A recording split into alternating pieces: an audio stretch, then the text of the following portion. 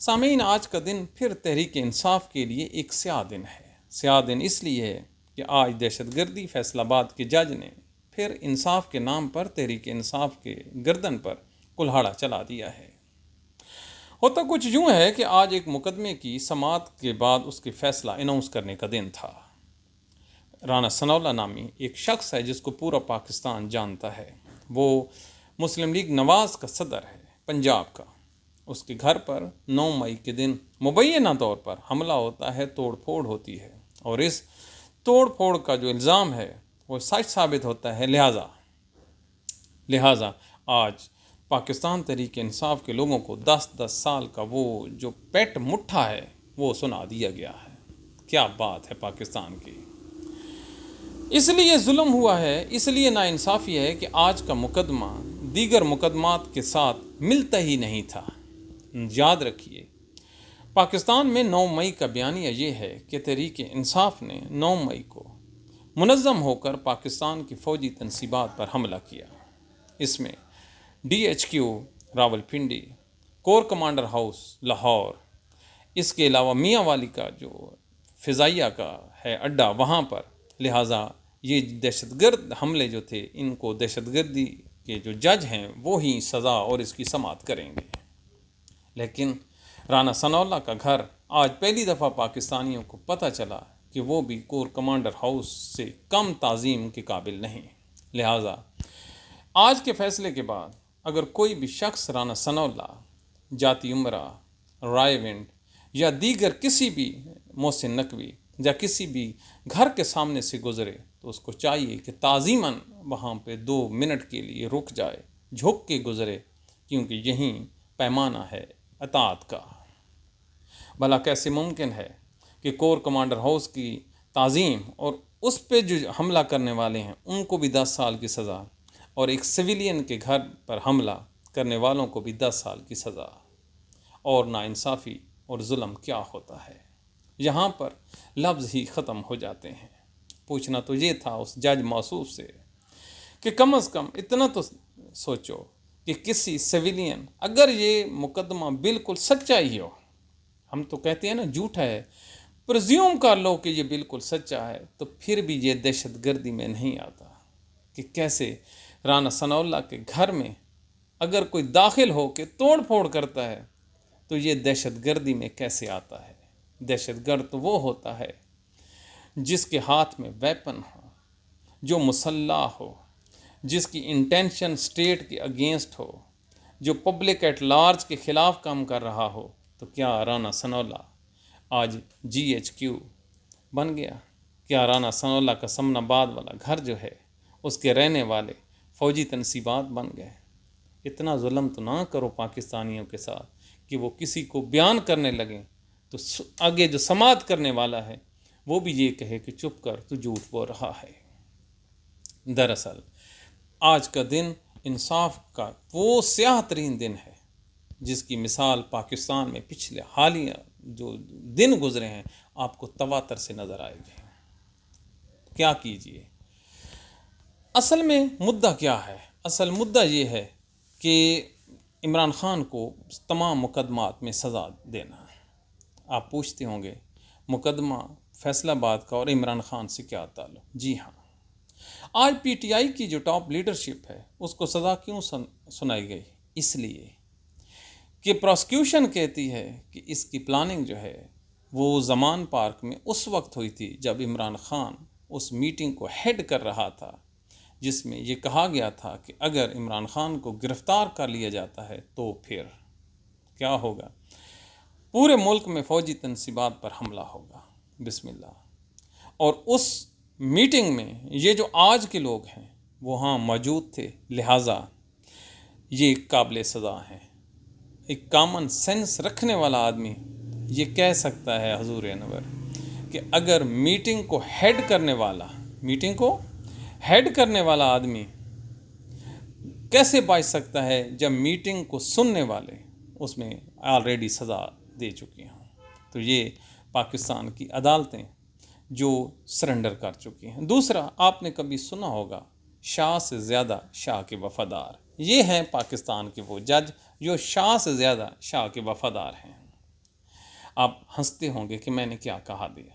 جی ہاں، 9 مئی کے بعد کچھ ملزمان کا کیس سپریم کورٹ میں لگا، جس میں آرمی نے کہا کہ ہم ان کے ٹرائل خود کریں گے کیونکہ ان کے اگینسٹ ہمارے پاس کنکریٹ ایویڈنس موجود ہے۔ یہ وہ لوگ ہیں جنہوں نے انتہا کر دی تھی، لہٰذا ان کو ہم نہیں چھوڑیں گے، بلکہ ان کا ٹرائل بھی ہم سویلین کو نہیں کرنے دیں گے۔ پھر کیا ہوتا ہے، ان لوگوں کے مقدمات کو سامنے رکھتے ہوئے سپریم کورٹ کا فل بینچ تشکیل دیا جاتا ہے۔ وہاں پر جو کچھ ریٹائرڈ جج ہیں وہ بھی میدان میں آتے ہیں، اور پورے دنیا کا پورا انٹرنیشنل میڈیا ان مقدمات کو کور کرتا ہے کہ کیا سویلین کو ملٹری کورٹس میں سزا دی جائے یا نہ دی جائے۔ آخرکار امین الدین خان، سبحان اللہ، انہوں نے فیصلہ کیا اور انہوں نے سزائیں دی۔ اب آپ دیکھیے 9 مئی کے وہ ملزمان جن کے خلاف آرمی کہتی ہے کہ بڑی زبردست قسم کی شہادت موجود ہے اور وہ ان کو نہیں چھوڑیں گے، وہ کتنی سزا دے رہے ہیں، کسی کو 2 سال، کسی کو 3 سال۔ لیکن اسی مقدمے میں یہ جو سویلین جج ہیں یہ کتنی سزا دے رہے ہیں، 10 سال۔ تو آپ سوچئے شاہ سے زیادہ شاہ کے وفادار کون ہوئے۔ آج کا مقدمہ انصاف کی بلڈنگ پر وہ کاری ضرب لگا کے گیا ہے جو آنے والے کئی دہائیوں تک یہ جو سیاہی ہے، یہ جو کالک ہے، یہ انصاف کے ترازو پر لگی رہے گی، مٹے گی نہیں۔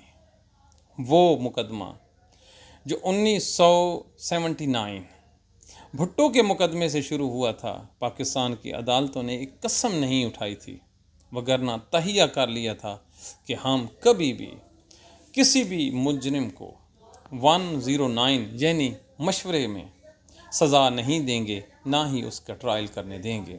لہٰذا پاکستان میں لاکھوں مقدمات میں 109 کے ملزمان کو سیریس ہی نہیں گنا جاتا اور ان کو چھوڑ دیا جاتا ہے، لیکن اپنے لاکھوں مقدمات کی وہ پریسیڈنٹس، وہ نظیریں، انہوں نے 1 منٹ میں راوی کے کنارے کھڑے ہو کے دریا کے حوالے کر دیں کہ جا بچہ، یہ اب ہمارے کسی کام کے نہیں۔ اب دوبارہ بھٹو کی طرح 109 میں پی ٹی آئی کے لوگوں کو 109 میں سزائیں دی جا رہی ہیں۔ اب آپ سوچئے کہ کتنا بڑا ظلم اور کتنی باریک وارداتیں کی جا رہی ہیں۔ پاکستان ہمیشہ سے ہی نظام عدل کے ہاتھوں سلگتا رہا ہے۔ یہ پاکستان کی عدالتیں ہی ہیں جنہوں نے ہر ڈکٹیٹر کے سامنے جھکا، اور ایسی جھکیں کہ جو ڈکٹیٹر ہوتا ہے وہ خود کہتا ہے آپ کھڑے ہو جاؤ، مجھ سے مزید آپ کی توہین نہیں دیکھی جاتی۔ دور کیوں جاتے ہو؟ سن 2002 میں، سن 1999 میں جب پرویز مشرف اس ملک پر قبضہ کرتا ہے اور سب سے پہلے پاکستان کا نعرہ لگا کر آنکھیں دکھاتا ہے، تو یقین مانیے یہیں پاکستان کے جج ہوتے ہیں جو ہاتھ باندھ کر اس کے آگے جھکتے نہیں ہیں بلکہ لیٹ جاتے ہیں کہ حضور انور، عالی پناہ، ہم آپ کے بندے، آپ ہمیں سجدے میں رکھیں یا الٹا لٹا کے ہمارے اوپر کھڑے ہو جائیں، ہم آپ کے ساتھ ہیں۔ اور پھر پوری دنیا نے دیکھا کہ پاکستان کے یہیں جج ایسے جھکے، ایسے گرے کہ ایک ڈکٹیٹر کو 3 سال کے لیے یہ کہہ کر وقت دے دیا کہ جا بچہ، یہ ملک پڑا ہے، یہ آئین پڑا ہے، یہ قانون پڑے ہیں، ہم آپ کے بچے جمہورے، جیسے مرضی آئے پاکستان کو چلا، اور پھر اس نے چلایا۔ اور پھر دنیا نے دیکھا اسی نظام عدل میں کہ اس کے مرنے کے بعد اس کو سزائے موت کا فیصلہ سنایا اور جیتے جی اس کو ٹچ نہ کیا۔ یاد رکھیے، پرویز مشرف کے خلاف بولنے والے دہشت گرد تھے، غدار وطن تھے، لیکن آج مرنے کے بعد ہر کوئی اس کو گالی دیتا ہے۔ تو مطلب یہ ہوا کہ جو مرا ہوا ہوتا ہے اس پر تنقید کرنا پاکستانیوں کا خاصہ ہے، اور جو زندہ اگر کوئی غلط کام کرے، جو سامنے بیٹھا ہو، پاور میں بیٹھا ہو، تو اس کو اگر آپ نے کہا برا، تو پھر آپ کا تعلق غدار گھرانے سے ہے۔ یہ غداری پاکستانیوں کے بلڈ میں ایسے شامل ہو گئی ہے کہ جب جی کرے کسی کو بھی غدار بنا دو۔ کیوں؟ یہ بولتا ہے اور بولنے کی آواز جناب کو اچھی نہیں لگتی۔ پاکستان کی عدالتوں کا جنازہ ہے جو بڑے زور و شور سے اٹھا ہے، اور یہ جو جنازہ ہے اس کے پڑھنے کے بعد جب تدفین ہوگی تو پھر ہم پاکستان کے ججوں سے پوچھیں گے کہ آپ نے کیا کھویا اور کیا پایا۔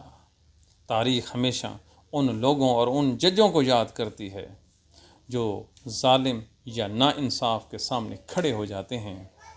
عدالت یا تاریخ ان لوگوں کو کبھی یاد نہیں کرتی جو محض تنخواہ کے لیے، مراد کے لیے، اپنے بچوں کے بہتر مستقبل کے لیے، اپنے ٹیلی فون اور گاڑیاں بچانے کے لیے چپ کر کے لکھتے رہتے ہیں اور جو جناب کہتے ہیں اس پر انصاف کی سٹیمپ لگا دیتے ہیں۔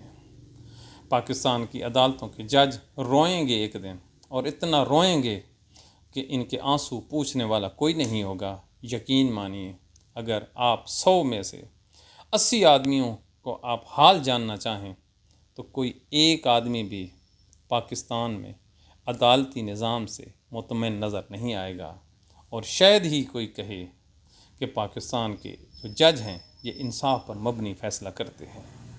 نہ یہ انصاف پہ فیصلہ کرتے ہیں، بلکہ عام گیدرنگ میں تو یہ کہا جاتا ہے کہ وکیل کرنے سے بہتر ہے اب جج ہی کر لو، جیسے پاکستان میں اب جج بھرتی کیے گئے ہیں۔ اپنے جج، اپنا قانون، اپنے فیصلے، اپنا پاکستان اور اپنی عوام۔ جو بولے وہ دہشت گرد، جو چپ کر کے سہتا جائے وہ محب وطن پاکستانی۔ اپنی دعاؤں میں یاد رکھیے۔ Thank you very much.